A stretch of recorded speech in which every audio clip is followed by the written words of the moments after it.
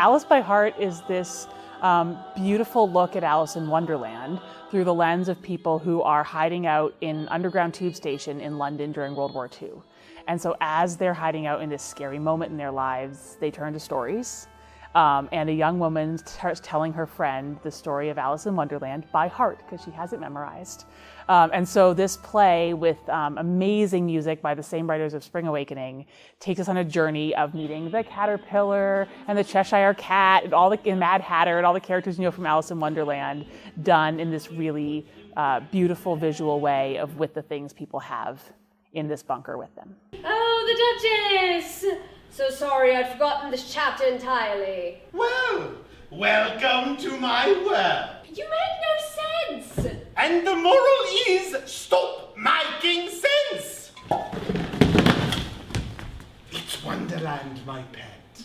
It's a dive down the rabbit hole, as it were. It's about escape and fantasy, and again, it's about this friendship and like love, but how people cope throughout, dark times. At The Contemporary, we tell stories for the current moment. That's our mission. And so by telling a story set in 1941 in London is actually providing a platform for us to think about who we are right now. So we are not in London, it is not World War II, but we are thinking about the world changing around us, about figuring out who are we as individuals and who are we as a community when things are changing really rapidly around us, as they were in London in 1941. So really that's why this is a contemporary play. One puff. Just one. Stops time, it does. I think so many people know Alice in Wonderland, and so many people have these visuals of what Alice in Wonderland looks like. And we have this iconography that we've seen in many different versions, and so we've used in the rehearsal hall the illustrations. The play takes place in the 40s, so we really tried to think about what people expected Alice in Wonderland to look like in the 40s, with a few color nods to things you might know now.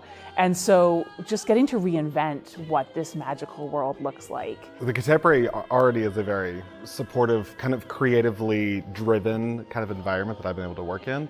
So yeah, it feels like true play. Lord save the Queen! Lord save the Queen! Lord save the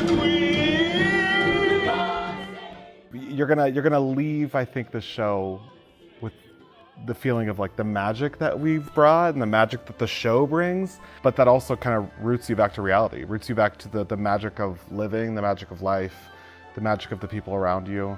It's everything. It's everything. Yeah, it's all of the feelings, so it bubbles up, right? And you're in a moment of extreme joy. There are scenes that are incredibly funny, and then all of a sudden you come right back to this core question of what do we do when times are really, really tough?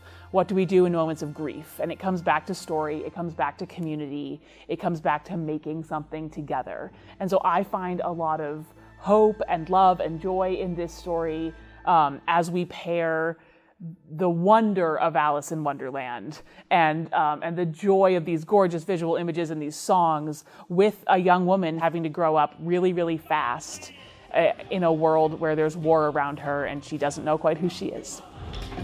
Swine up, you tricky